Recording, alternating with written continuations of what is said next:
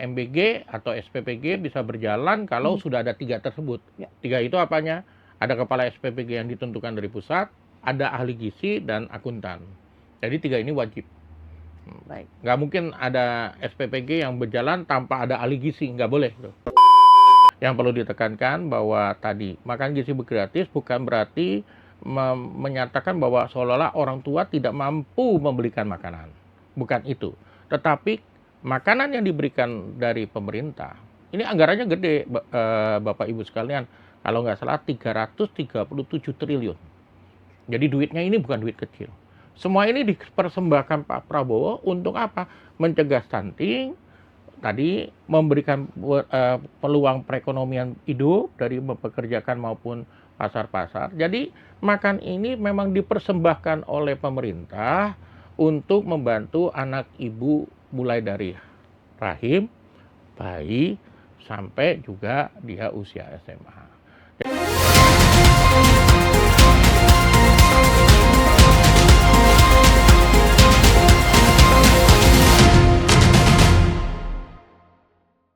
Assalamualaikum warahmatullahi wabarakatuh. Shalom, salam sejahtera untuk kita semua. Namo Buddhaya, salam kebajikan. Tribuners, kembali lagi bersama saya Cindy dalam podcast Gebrakan Wakil Rakyat, podcast DPRD Jawa Timur. Tribuners, di tema kita hari ini kita akan membahas tentang makan bergizi gratis, investasi untuk generasi emas Jawa Timur 2045. Tribuners, seperti kita ketahui, pemenuhan gizi yang cukup dan seimbang sejak dini bukan hanya soal kesehatan, namun juga pondasi penting bagi perkembangan intelektual, kualitas sumber daya manusia, dan juga daya saing bangsa di masa depan. Nah, melalui program makan bergizi gratis atau yang sering kita sebut sebagai MBG, pemerintah Provinsi Jawa Timur berupaya memastikan anak-anak dan remaja, khususnya yang berada pada kelompok rentan, memperoleh akses makanan bergizi secara lebih merata.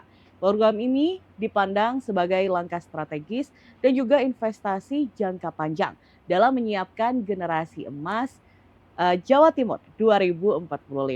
Generasi yang lebih sehat, cerdas, produktif, dan juga berdaya saing global. Dalam prosesnya, DPRD Jawa Timur memegang peran yang sangat penting, mulai dari pembentukan regulasi, alokasi anggaran, hingga pengawasan agar implementasi program berjalan tepat sasaran dan juga berkelanjutan. Nah, untuk itu Tribuners, kita akan membahas ini semua lebih dalam lagi. Sudah hadir bersama saya di sini Dr. Benjamin Kristianto dari Komisi E DPRD Jawa Timur. Selamat datang kembali Dr. Benjamin, apa kabar? Baik Mbak, Tribuners, ketemu kembali. Baik dokter, ini kita masih terus membahas tentang MBG ya dok ya. Dokter, bagaimana sih dok pandangan dokter tentang pentingnya program makan bergizi gratis ini untuk anak-anak dan remaja khususnya di Jawa Timur dok? Ya, jadi MBG ini kan kita memberikan makanan tambahan, makanan bergizi gratis. Nah, sasarannya kan mulai dari sebenarnya dari ibu hamil, ibu menyusui, dan anak-anak sekolah. Anak sekolah itu sampai SMA.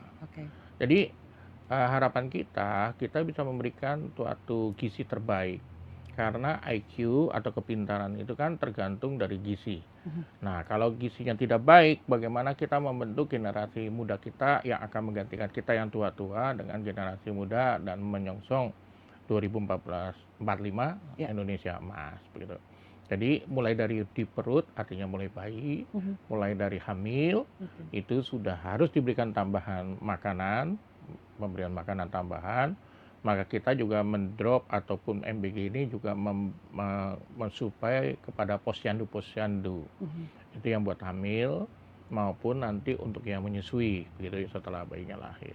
Diharapkan perkembangan bayi begitu sejak lahir, sejak konsepsi, sejak pembuahan, itu sampai dia menjadi lahir bayi, itu perkembangan otaknya, gizinya udah memenuhi. Gitu. Baik, jadi program makan bergizi gratis seperti yang mungkin diketahui orang awam ya dok, itu kan banyak yang fokusnya kepada anak-anak sekolah. Ternyata bukan hanya itu, Betul. dari ibu hamil. Betul. Betul ya dok ya? Ibu hamil, ibu menyusui, betul.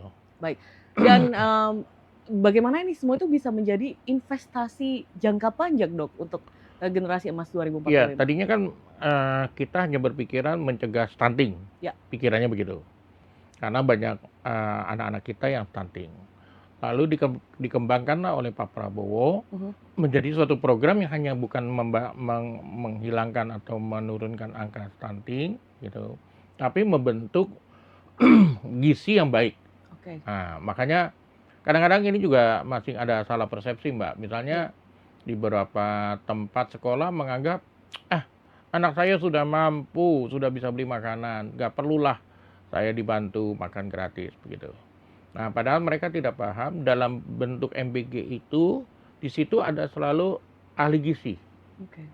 Jadi mereka akan menentukan kadar kalorinya berapa, proteinnya berapa, karbohidratnya berapa, fat atau lemaknya berapa, begitu ya, mineralnya berapa. Jadi ini bukan sebatas misalnya saya bisa belikan anakku McD misalnya atau Junk apalah food gitu ya? junk food lah misalnya. Tapi kan tidak memenuhi kriteria dari karbohidratnya berapa, proteinnya berapa, lemaknya berapa. Nah, itu yang diperhatikanlah oleh MBG, termasuk kan harus ada buah, berarti vitamin dan mineral gitu ya. Jadi bukan berarti soal hanya pemberian makanan gratis, tapi memperhatikan faktor gizinya. Karena memang yang tadi seperti disampaikan Mbak, bahwa sejak hamil, sejak dia ada di dalam perut rahim, dia sudah diperhatikan gizinya. Jadi kembali kita tidak hanya menanggulangi stunting, tapi membentuk generasi muda kita yang hebat. Begitu dari mulai di dalam rahim, bayi, sampai pun dia usia sekolah.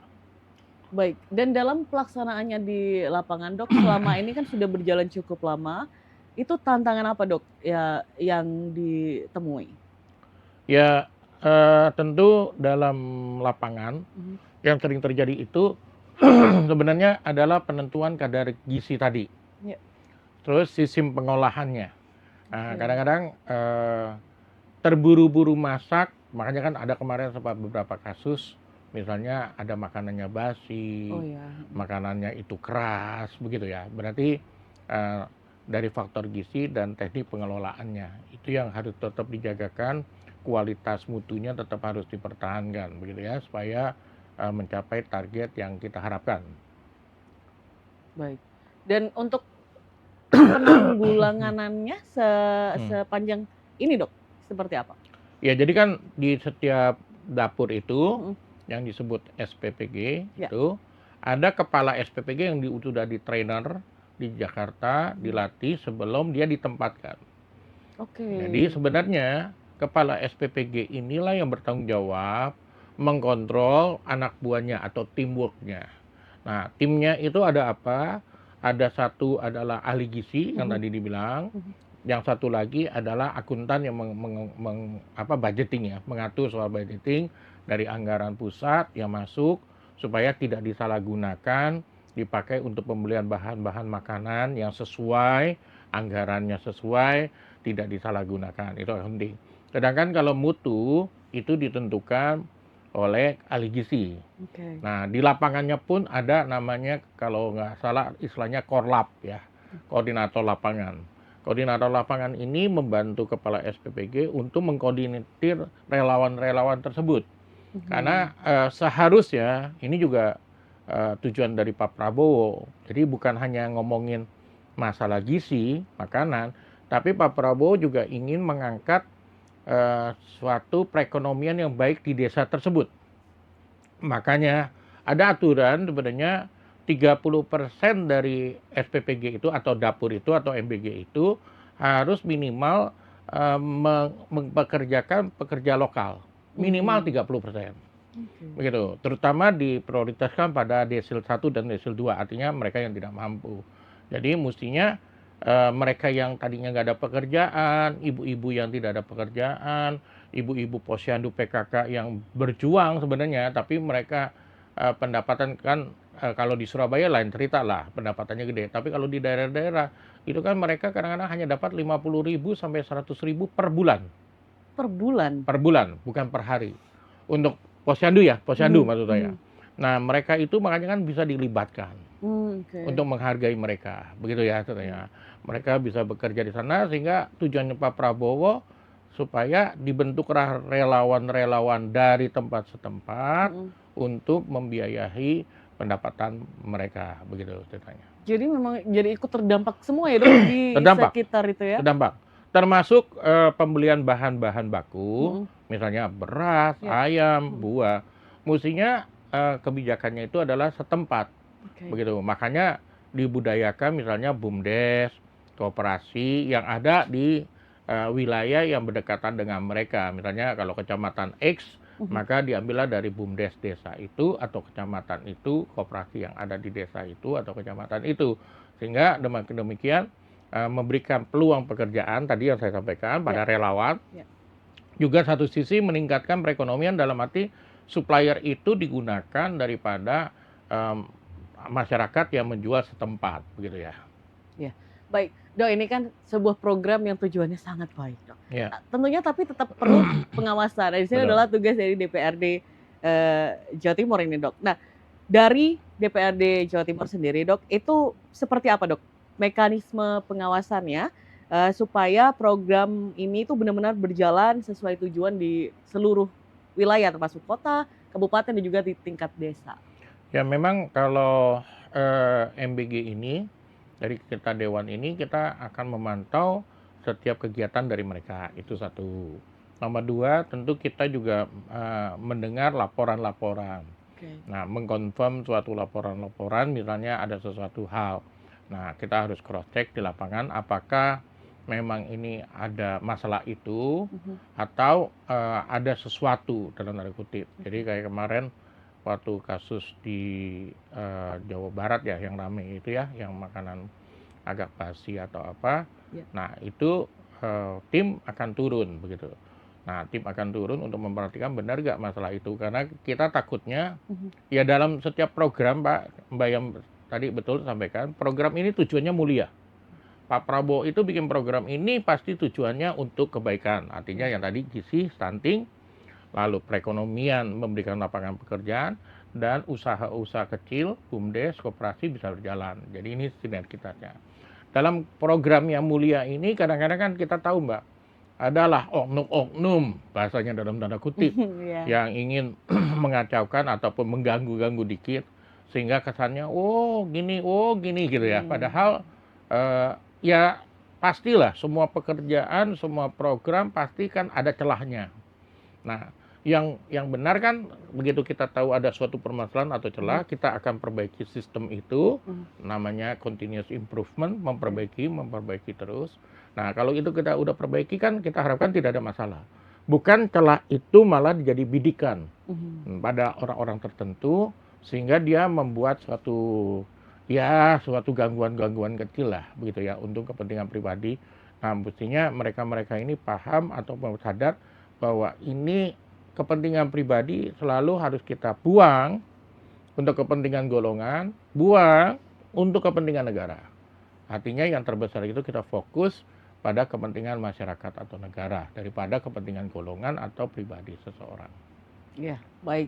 Semoga tidak ada ya, Dok, ya, oknum-oknum seperti itu yang mencederai program yang bertujuan baik ini. Dok, kita kembali lagi ke program MBG-nya sendiri, Dok. Ini tuh menyasarnya ada banyak ya, Dok ya. Dari ibu hamil, menyusui, kemudian anak-anaknya sendiri. Nah, tapi adakah yang seperti prioritasnya gitu, Dok? Jadi sebenarnya prioritasnya itu ya yang tadi kita sebutkan gitu ya. Semua itu dalam prioritas ya? Semua, betul. Karena kan titik kelemahan gizi itu bisa timbul pada episode tertentu. Misalnya waktu hamilnya dia udah dibentuk bagus, perbaiki gizinya, lahir bayinya oke. Tapi pada saat dia masuk TK atau SD, gizinya turun. Nah, itu kan mempengaruhi gitu ya. Makanya dampak stunting kan tidak hanya diperhatikan daripada di perut begitu. Jadi mulai dari dalam rahim sampai anak SMA itu dipantau begitu.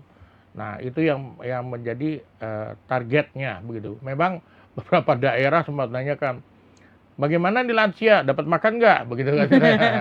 Ya, Pengen juga. pengen juga. Itulah yang disebut lansia belum termasuk target. Nah, targetnya itu dari bumil sampai dia SMA, begitu ya. Iya.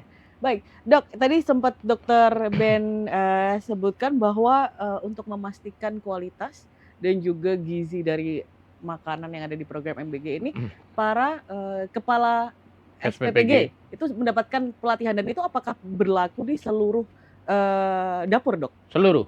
Oke. Karena SK pengangkatannya itu dapatnya dari pusat. Oh, I see. Jadi Jadi memang harus mengikuti pelatihan itu dulu. betul. Jadi seseorang waktu kemarin kan memang dibuka lowongan Ya. kepala SPPG pada daftar banyak gitu. Nah, nanti kalau saya lihat itu kepala SPPG diletakkan sesuai daerah dia berasal. Gitu. Nah, Oke. dilengkapkan di sana. Nah, tapi kan kepala SPG memang ada pelatihan. Nah, makanya kan pelatihan itu kan juga tidak panjang. Kalau nggak salah kemarin itu antara 6 bulan, terus dipersingkat antara 3-4 bulan begitu. Oleh karena itu yang tadi saya bilang, maka dibentuklah ada ahli gizi, Ya. dibentuk juga akuntan. Ini mereka berdua membackup kepala SPPG. Oke. Supaya ya kalau ngomong gizi, umumnya nasi ini berapa kalori, ada gak proteinnya dalam nasi, misalnya gitu kan, mungkin kepala SPPG nggak ngerti. Tapi karena tiap SPPG atau tiap dapur itu ada ahli gizi, nah itulah yang bertanggung jawab untuk menentukan gizinya. Jadi bisa dipastikan bahwa mungkin takutnya itu ada yang kayak ini karena di kota lebih bergizi, nggak bisa, Dok, ya kayak Nggak gitu bisa. ya? Semua bisa, semua rata ya, Dok, ya? Iya, karena syarat ketiga itunya wajib. Oke. Bahwa MBG atau SPPG bisa berjalan kalau sudah ada 3 tersebut. Ya. 3 itu apanya? Ada kepala SPPG yang ditentukan dari pusat, ada ahli gizi, dan akuntan. Jadi 3 ini wajib. Baik. Nggak mungkin ada SPPG yang berjalan tanpa ada ahli gizi, nggak boleh. Iya, Pasti. baik. Syarat utama. Syarat. Ya. Baik, Dok. Kemudian kita berbicara tentang pihak-pihak yang ikut mendukung program MBG ini. Seberapa besar, Dok, peran dari sekolah, posyandu, dan juga masyarakat dalam mendukung program ini, Dok? Ya, jadi mestinya sih pertama kali kita ngomongin government, artinya pemerintahan. Seharusnya bukan hanya dari pusat, tetapi kayak kami provinsi membackup mereka, membantu dalam perizinan dan segala macam juga. Termasuk kabupaten itu juga harus membackup supaya program ini bisa berjalan dengan baik, begitu ya. Ini dari pihak pemerintahan. Gitu. Kalau dari pihak sekolah-sekolah, itu yang kami sampaikan, sekolah-sekolah itu jangan berpikiran negatif. Apalagi dalam tanda kutip sekolah-sekolah elit ya, yang tadi saya bilang, kami udah bisa beli makan sendiri, ngapain sih, begitu ya. Nah, karena tujuan ini adalah tidak membeda-bedakan. Masyarakat elit kek, masyarakat biasa kek, atau masyarakat miskin pun berhak mendapat gizi, gitu. Memang sekarang program Pak Prabowo beberapa kota-kota besar udah sementara ditutup dulu programnya. Dialihkan pada daerah-daerah terpencil, gitu ya. Diutamakan dulu ya, diutamakan, bergeser ke provinsi yang daerah-daerah, begitu ya, untuk meningkatkan gizinya, begitu. Jadi artinya sekolah, posyandu, mestinya jangan antisipasi, malah mestinya antipati, tapi mereka mestinya mendukung program ini, karena yang dikeluarkan Pak Prabowo kan cukup besar anggarannya. Jadi kalau itu tidak sampai pada sasaran, percuma. Dan biasanya kalau dapur mau mulai, itu biasanya Mbak, ada kepala SPPG-nya harus survei, menginventaris gitu. Jadi sekolahnya yang dekat dengan dapur ini, sekolah mana aja, begitu, lalu menghubungi puskesmas, tanya posyandunya ada berapa, ibu hamilnya ada berapa, ada apa. Itu yang menjadi bahasanya target sasaran untuk pemberian makanan. Sekolah ini sekian, sekolah itu sekian, begitu ya ceritanya. Jadi sebelum dibangun dapur itu base datanya sudah ada gitu ya? Harus ada. Dan biasanya kan bekerja sama dengan Koramil biasanya. Jadi mereka menginventaris daripada sekolah yang terdekat, begitu ya ceritanya. Baik, Dok, program ini kan memang program jangka panjang ya, Dok. Kita membicarakan tentang generasi emas 2045. Tapi dari yang Dr. Ben lihat di lapangan selama ini, apakah sudah ada perubahan atau dampak dok dari anak-anak yang penerima MBG ini? Gizi itu kan tidak bisa secepat itu ya. Oke. Perkembangan tubuh kita, perkembangan intelektual kita atau kepintaran kita itu progres ya, bertahap. Makanya kami harapkan program MBG ini tidak terputus hanya 1 tahun atau 2 tahun. Minimal 1 periode Pak Prabowo ini, begitu ya ceritanya. Nah, kalau beliau terpilih lagi presiden, nah nanti kita diskusi oleh Pak Presiden apakah diteruskan atau tidak, nanti kita lihat hasil evaluasi. Tapi minimal dalam periode Pak Prabowo yang pertama ini, itu harus berjalan full. Dari situlah di akhir nanti bisa kita evaluasi, begitu. Apakah perkembangan gizinya mereka yang stunting ini benar sudah tidak ada, gitu kan? Kan nanti kan output atau outcome-nya kan nanti kan angka stunting turun. Iya. Angka pendidikan kecerdasan itu bertambah. Belum Pak Prabowo bikin juga setelah memperbaiki gizi kan beberapa orang nggak mampu ini kan dimasukin sekolah rakyat. Oke, Nah, iya. jadi dengan gizi baik lalu ditambah ada sekolah rakyat, mestinya generasi muda kita ini diharapkan ke depannya menjadi suatu generasi yang memang generasi emas, begitu ya katanya. Nah, tinggal mereka, saya sering kali juga, ini jadi menyimpang sedikit dari MBG. Saya sering datang juga ke sekolah rakyat, saya bilang kepada anak-anak yang dari tidak mampu itu, saya bilang peluang itu tidak datang 2 kali. Berarti bapak, ibu, dan anaknya orang-orang terpilih untuk mendapat pendidikan, gitu. Jadi gizi sudah disiapkan, begitu ya katanya, untuk semua, begitu. Plus pendidikan yang nggak mampu pun udah disiapkan. Mestinya pertanyaan Mbak tadi, apakah bisa membentuk generasi emas? Menurut saya bisa, kalau semuanya berjalan on the track tadi ya. Nah, kecuali ya ada tanda kutip lain-lain ya ceritanya jadi beda. Tapi kalau semua program ini on the track dan semua yang mengerjakan ini merasa bagian bahwa ini dari pengabdian juga, begitu. Jadi saya suka ngomong sama guru-guru dan orang-orang relawan yang kerja di dapur misalnya, saya bilang ini bagian dari kalian juga membantu masyarakat kalian sendiri. Betul. Kan yang makan kan masyarakat sendiri. Tapi rata-rata yang kerja itu karena mereka yang tadinya ya belum ada pekerjaan, mereka rata-rata bangga dan senang. Jadi kalau kami datang, mereka suka bilang, oh ya Pak, terima kasih, sampaikan ya terima kasih karena kami sekarang bisa menabung dikit-dikit untuk sekolahnya anakku, menabung untuk belikan baju, begitu. Karena kan relawan itu ya kalau nggak salah sih antara 100.000 per hari ya dapatnya itu. Nah, relawan itu.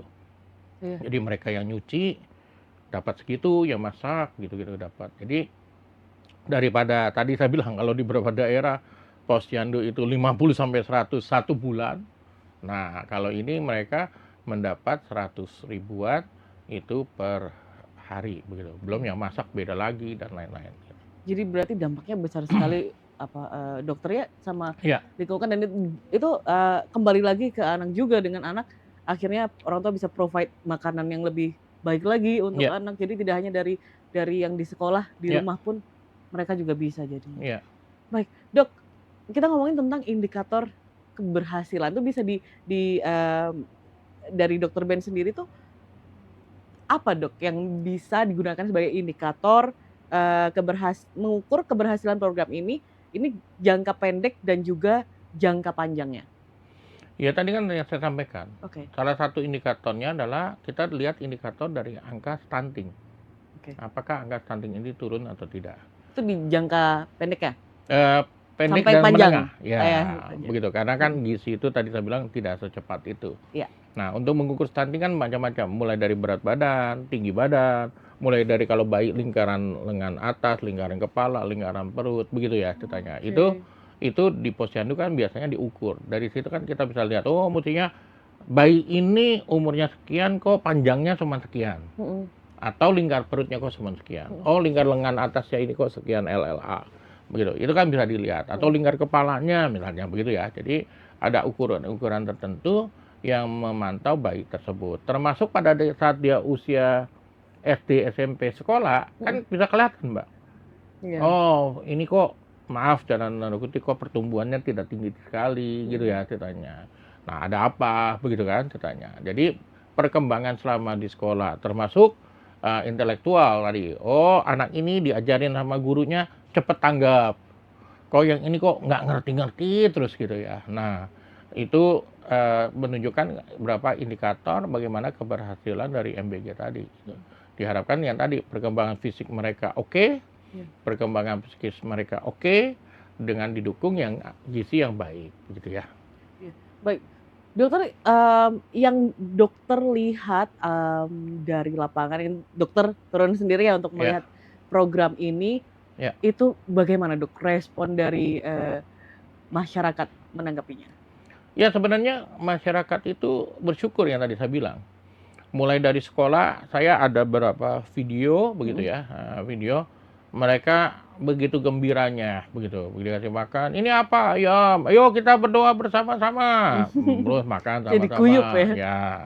Nah, karena memang kan studi banding ini kan dilakukan kan di luar negeri kan begitu, Mbak. Nah, jadi mereka makanya jangan heran kalau kita nonton-nonton Harry Potter atau apa, ada di sekolah makan bersama-sama kan. Iya, Nah, di itu kantinnya. ya di kantin duduk bersama-sama. Terus kalau yang jahil adalah yang jahil gitu kan. Iya. Nah, itu. Nah, itu kan karena di luar negeri memang dibuat ada makan bersama, buat keakraban, membentuk kemasyarakatan atau sosialnya jalan, termasuk memperbaiki gizinya. Nah, bahkan kalau di luar negeri transportasi aja mereka siapkan bus khusus Gitu buat ya. ke sekolah, kemana begitu ya. Nah, ini kan bertahap, jadi yang diperhatikan Pak Prabowo adalah soal gizinya tadi itu.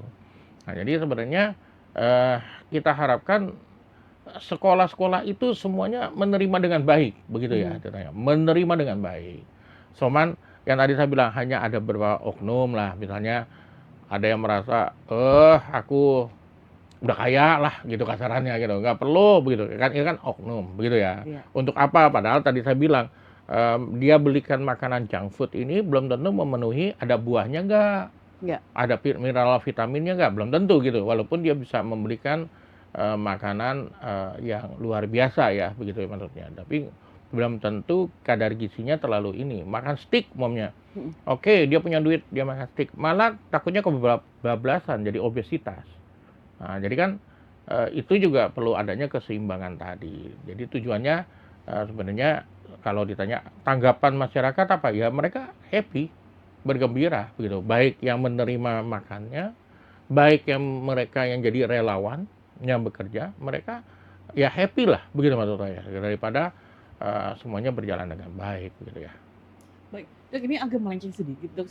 Saya penasaran tadi dokter sudah sempat sebut tentang tinggi anak itu bisa dilihat stunting atau Ya, tidaknya. Nah, tapi bagaimana Dok cara membedakan bahwa tinggi yang dari stunting atau memang dari apa sebutnya generik dari ya, orang tua yang genetik memang ya. ya genetik yang tingginya memang Ya. segitu gitu, Dok? Ya jadi kan ada namanya indeks mass body. Oke.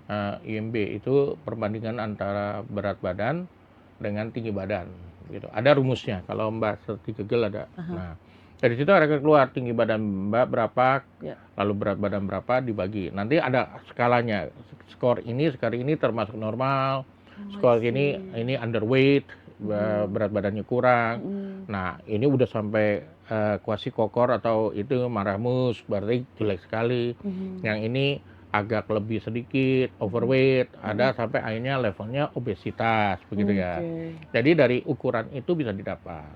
Nah, tentu betul yang Mbak bilang, kan kita tinggal tanya kalau sebagai dokter, kita akan tanya bagaimana keluarga.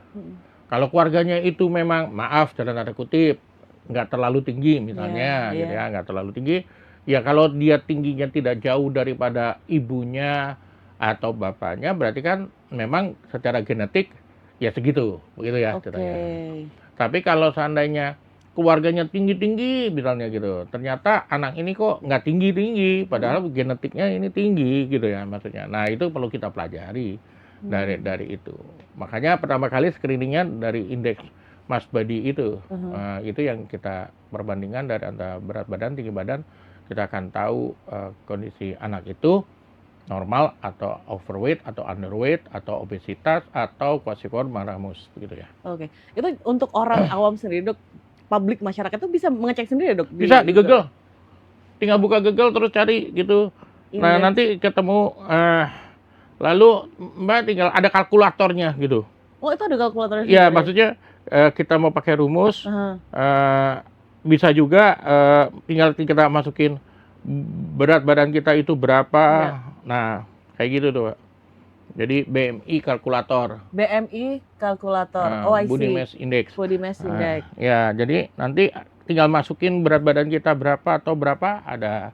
Nanti Kalau idealnya berapa gitu ya, Dok? betul keluar itu. Nah, terus kalau bayi itu atau balita kan di posyandu itu kan diukur di berat badan. Kenapa? Kalau itu pakai grafik sesuai WHO. Jadi artinya misalnya umurnya sekian, berat badan sekian, ini di garis apa? Oh, Kalau itu garisnya sudah. itu hijau, berarti dia normal. Oh, I see. Kalau dia di bawah, berarti dia underweight. Kalau dia ke atas gitu, geser dari grafik ini berapa turunnya, makin ke bawah kan makin jelek. Iya. Kalau makin ke atas ini makin overweight begitu ya.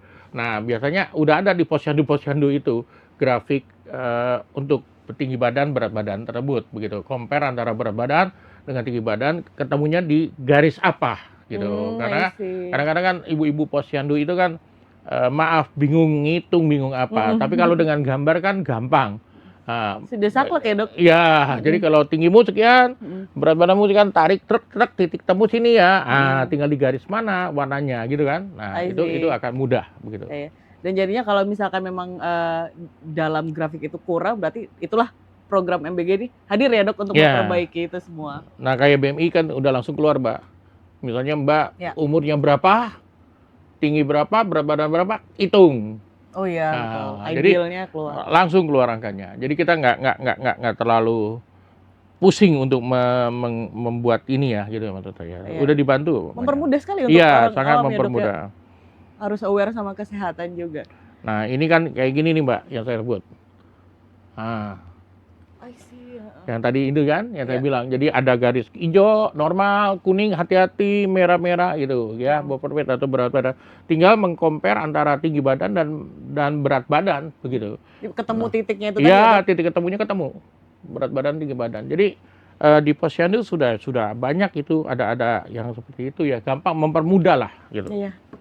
Baik, Dokter, ini tadi cara kita untuk mengetahui sendiri, kemudian di sini program MBG hadir untuk memperbaiki yang perlu diperbaiki juga dan mungkin menjaga yang sudah baik, menjaga itu menjadi tetap baik gitu ya, Dok ya.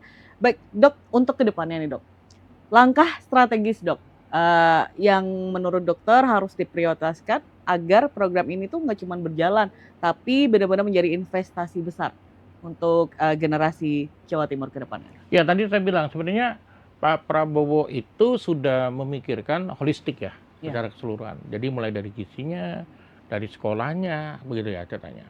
Dan dari kita kembali lagi ke laptop kita soal MBG ini atau makan bergizi gratis. Sebenarnya agar program ini berjalan tepat adalah semua komponen yang ada di dapur itu tetap menjaga mutunya. Itu kuncinya sebenarnya. Jangan sampai, ya biasalah Mbak, kalau umpamanya kita aja kerja kalau udah setahun itu mulai semangatnya agak-agak turun begitu ya ceritanya, kerapihannya agak turun begitu ya. Nah, jadi itu yang harus dijaga di tiap SPPG atau dapur itu, kualitinya itu harus terjaga. Nah, kembali kalau nanti tanya siapa yang menjaga itu Pak Dokter kualitasnya, ya kepala SPPG, ahli gizinya, sama akuntan ini yang menjaga ini. Terus setahu saya juga ada koordinator kecamatan dan ada koordinator wilayah. Nah, jadi mereka yang koordinator kecamatan dan wilayah ini juga harus turun mengecek sekali-sekali kecamatan ya ke wilayah dia punya di desa ini misalnya dia bantu mengecek.